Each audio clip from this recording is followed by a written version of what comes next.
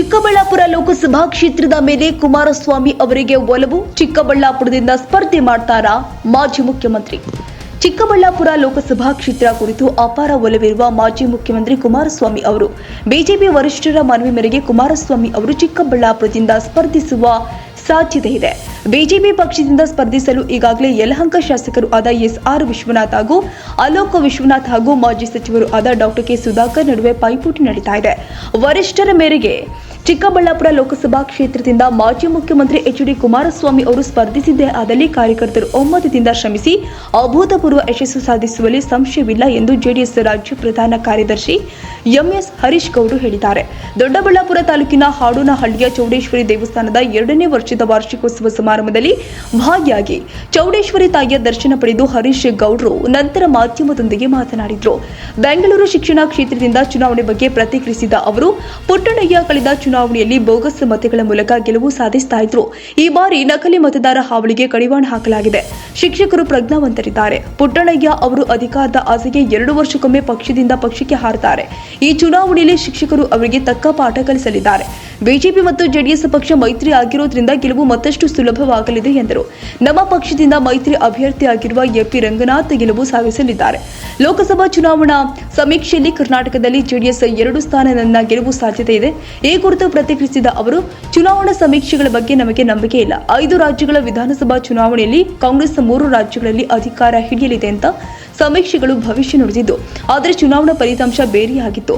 ರಾಜ್ಯದಲ್ಲಿ ಬಿಜೆಪಿ ಮತ್ತು ಜೆಡಿಎಸ್ ಮೈತ್ರಿಯಿಂದ 28 ಸ್ಥಾನದಲ್ಲಿ ಗೆಲುವು ಸಾಧಿಸಿದ್ದು, ಸೀಟ್ ಹಂಚಿಕೆಯಲ್ಲಿ ಜೆಡಿಎಸ್ಗೆ ಸಿಗುವ ಎಲ್ಲ ಸ್ಥಾನಗಳಲ್ಲೂ ಕೂಡ ಗೆಲ್ಲುವುದಾಗಿ ಹೇಳಿದರು. ಮಂಡ್ಯ ಲೋಕಸಭಾ ಕ್ಷೇತ್ರದಲ್ಲಿನ ಸ್ಪರ್ಧೆಗಾಗಿ ನಿಖಿಲ್ ಕುಮಾರಸ್ವಾಮಿ ಹಾಗೂ ಸುಮಲತಾ ಅಂಬರೀಶ್ ನಡುವೆ ಪೈಪೋಟಿ ಇದ್ದು, ಈ ಬಗ್ಗೆ ಪ್ರತಿಕ್ರಿಯಿಸಿದ ಅವರು, ಇದರ ಬಗ್ಗೆ ಹೈಕಮಾಂಡ್ ತೀರ್ಮಾನ ಮಾಡಲಿದೆ ಎಂದರು.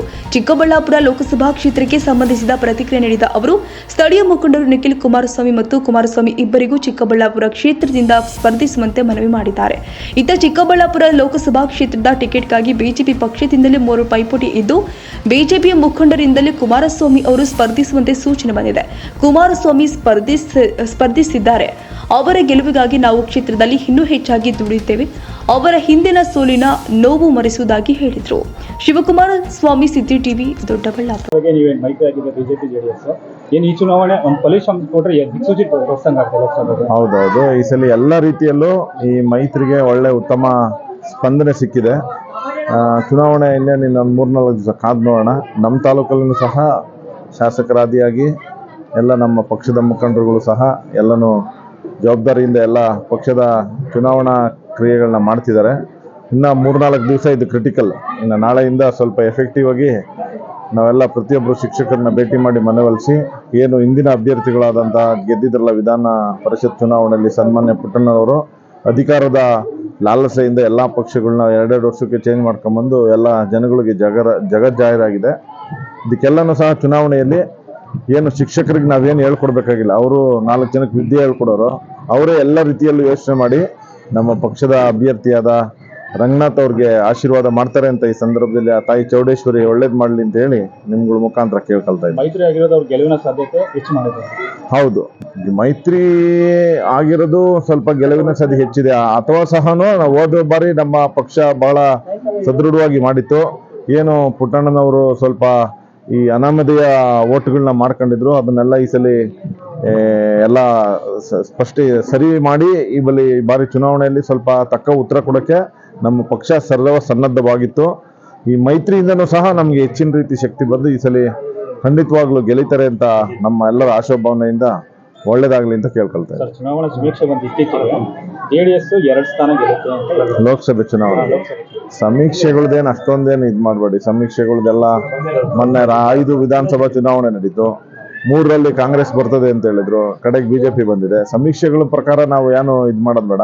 ಇನ್ನು ಚುನಾವಣೆ ಇನ್ನು 3-4 ತಿಂಗಳಿದೆಯಲ್ಲ, ಕಾದ್ ನೋಡೋಣ ಬನ್ನಿ. ನಮ್ಮ ನಿರೀಕ್ಷೆ ಕನಿಷ್ಠ ಪಕ್ಷ ನಮ್ಮ ಪಕ್ಷಕ್ಕೆ ಎಷ್ಟು ಸೀಟ್ ಕೊಡ್ತಾರೋ ಅಷ್ಟನ್ನು ಗೆಲ್ಲುತ್ತೀವಿ ಅಂತ ನಮ್ಮ ಮನೋಭಾವನೆ.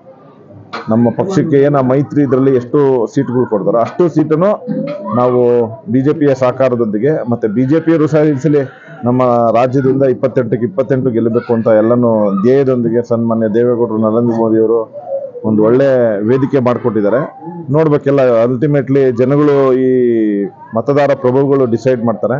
ಯಾವ ರೀತಿ ಅವರು ಡಿಸೈಡ್ ಮಾಡ್ತಾರೆ. ಹೆಚ್ಚಿನ ಸೀಟುಗಳು ಈ ಸಲ ನಮ್ಮ ರಾಜ್ಯದಿಂದ ನಮ್ಮ ಮೈತ್ರಿ ತಂಡದಿಂದ ಹೋಗ್ತವೆ. ಮಂಡ್ಯ ಕ್ಷೇತ್ರ ತುಂಬಾ ಚರ್ಚೆಗೆ ಗ್ರಾಸವಾಗಿದೆ. ಅಲ್ಲಿ ನಿಖಿಲ್ ಹೋಗ್ತಾರೆ, ಸುಮಲತಾ ಹೋಗ್ತಾರೆ. ಅದು ದೊಡ್ಡ ಮಟ್ಟದ ವಿಚಾರ, ನಾವುಗಳು ಮಾತಾಡೋದಲ್ಲ. ಅದು ರಾಷ್ಟ್ರ ನಾಯಕರುಗಳು ಮಾತಾಡೋ ವಿಚಾರ. ಅದು ಸ್ವಲ್ಪ ಕಾದು ನೋಡೋಣ. ಆ ವಿಚಾರಕ್ಕೆ ನಾವು ಈಗಿನ ಏನು ಸ್ಪಷ್ಟ ಕೊಡೋಕ್ಕಾಗಲ್ಲ, ಕೊಡ್ಲೂಬಾರ್ದು. ನಾವು ದೊಡ್ಡ ಲೆವೆಲಲ್ಲಿ ಏನು ನಡೀತದೆ, ಮೈತ್ರಿ ಎಷ್ಟು ಸೀಟು ನಮ್ಮ ಪಕ್ಷಕ್ಕೆ ಕೊಟ್ಟಾಗ ಆಮೇಲೆ ಮಂಡ್ಯ ಬಗ್ಗೆ ಮಾತಾಡ್ತೀವಿ. ಅಲ್ಲಿನವರೆಗೂ ರಾಜಕೀಯ ಚದುರಂಗದ ಆಟ ಇದ್ದೇ ಇರ್ತದೆ. ನೋಡೋಣ, ಕಾದು ನೋಡೋಣ ಎಲ್ಲ. ಅಲ್ಲ, ಯಾಕಂದ್ರೆ ಆದ್ರೆ ಎಫೆಕ್ಟ್ ಚಿಕ್ಕಬಳ್ಳಾಪುರ ಮೇಲೆ ಬರುತ್ತೆ. ಅಲ್ಲಿ ಸೀಟು ಅಲ್ಲಿಲ್ಲ ಅಂದ್ರೆ ಚಿಕ್ಕಬಳ್ಳಾಪುರ ಬರ್ತಾರೆ ಅಂತ ಸರ್. ಈಗ ನಮಗೆ ಯಾವುದೇ ತರಹದ ಡೈರೆಕ್ಷನ್ ಕೊಟ್ಟಿಲ್ಲ. ನಾವು ಏನು ಪಕ್ಷದ ಸಿದ್ಧಾಂತಕ್ಕೆ ನಾವು ಪಕ್ಷ ಏನು ಹೇಳ್ತೀವಿ ಆದೇಶಕ್ಕೆ ನೀವು ನಡ್ಕೊಬೇಕು ಅಂತ ಎಲ್ಲರಿಗೂ ಆದೇಶ ಕೊಟ್ಟಿದ್ದಾರೆ. ನಾವು ಮೊನ್ನೆ ಚಿಕ್ಕಬಳ್ಳಾಪುರ ಲೋಕಸಭಾ ಕ್ಷೇತ್ರ ವ್ಯಾಪ್ತಿಯಲ್ಲಿ ಪಕ್ಷದ ಆಫೀಸಲ್ಲಿ ನಮ್ಮ ನಿಖಿಲ್ ಕುಮಾರಸ್ವಾಮಿ ಅವರ ಅಧ್ಯಕ್ಷತೆಯಲ್ಲಿ ಸಭೆ ಕರೆದಾಗ ಎಲ್ಲ ನಮ್ಮ ಜಿಲ್ಲಾ ಈ ಲೋಕಸಭಾ ಕ್ಷೇತ್ರಕ್ಕೆ ಸಂಬಂಧಪಟ್ಟವರಿಗೆ ಎಲ್ಲ ನಮ್ಮ ಜಿಲ್ಲಾ ಮುಖಂಡರು ಇದ್ರು. ನಾವು ಕುಮಾರಣ್ಣರಾಗ್ಲಿ ನೀವಾಗ್ಲಿ ಬನ್ನಿ, ದಯವಿಟ್ಟು ಸ್ಪರ್ಧೆ ಮಾಡಿ. ಈ ಸಲ ನಮಗೆ ಗೆಲುವಿನ ಅವಕಾಶ ಇದೆ. ಯಾಕಂದ್ರೆ ಬಿಜೆಪಿಲಿ ಕಾಂಪಿಟೇಷನ್ ಜಾಸ್ತಿ ಆಗ್ಬಿಟ್ಟಿದೆ. 3-4 ಜನ ಬರ್ತಾರೆ, ಇನ್ನೂ ಒಂದು ಒಬ್ರು ಆಡಾಗ ಚಾನ್ಸಸ್ ಇದೆ.